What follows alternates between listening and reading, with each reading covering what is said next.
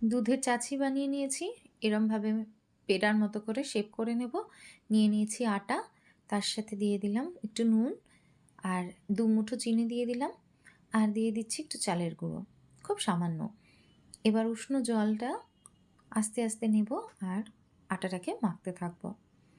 দেখুন আস্তে, আস্তে মেশাবো যাতে ওর ভেতরে কোনোভাবেই গোটা না থেকে যায়। যার জন্য অল্প, অল্প করে জল নিয়ে পুরো আটাটাকে আগে মেখে নেব। খুব সামান্য, সামান্য জল নেব, জলটা কিন্তু উষ্ণই থাকবে।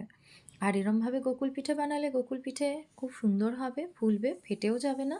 আর ভেতরে যেহেতু ক্ষীরের পুর থাকবে, সেই জন্যই ক্ষীরটা খুব সুন্দর করে ওটাও টাইট করে নেওয়া হবে। আর এটাকে খুব সুন্দর করে ময়াম দিয়ে আস্তে, আস্তে করে মেখে নেওয়া হবে। একটুখানি বেকিং সোডা আমি এখানে দিয়ে দিলাম।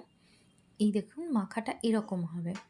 যাতে একটা একদম স্লারি ভাব থাকে, কিন্তু সেটা খুব পাতলাও হবে না, আবার খুব যে ঘন থাকবে সেরকম না। মাখাটা কিন্তু এরকমই হবে।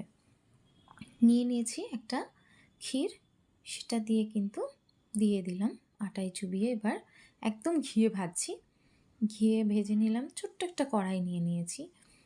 দেখতেই পাচ্ছেন ক্ষীরের পেড়ার মতো যেগুলো শেপ বানিয়েছিলাম সেগুলো নিয়ে নিয়েছি। নিয়ে খুব সুন্দর করে মাখিয়ে নেব যাতে আটাটা একদম সুন্দর করে মেখে যায়।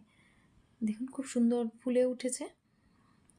এবার এইগুলোকে উল্টে পাল্টে দিয়ে একটু কড়া করে ভাজবো। একটু লাল মতো হবে, পুড়ে যাবে না, কিন্তু একটু লাল মতো হবে। এগুলোকে রসে দেব। গরম, গরম ভাজাও খাওয়া যায়। খুব সুন্দর লাগে খেতে। কিন্তু যেগুলো সঙ্গে, সঙ্গে খাওয়া হবে না সেগুলো কি হবে? সেগুলোর জন্যই কিন্তু একদম রসে দিয়ে দেব। রসটা আগের থেকেই বানিয়ে রেখেছি। গুড় আর চিনি দিয়ে একসাথে মিক্সড করে পাতলা একটা রস, তাতেই চুবিয়ে, চুবিয়ে গরম, গরম ভেজে সঙ্গে, সঙ্গে দিয়ে রেখেছি। রেডি আমাদের গোকুল পিঠে বা ক্ষীর পিঠে। সবাইকে মকর সংক্রান্তির শুভেচ্ছা।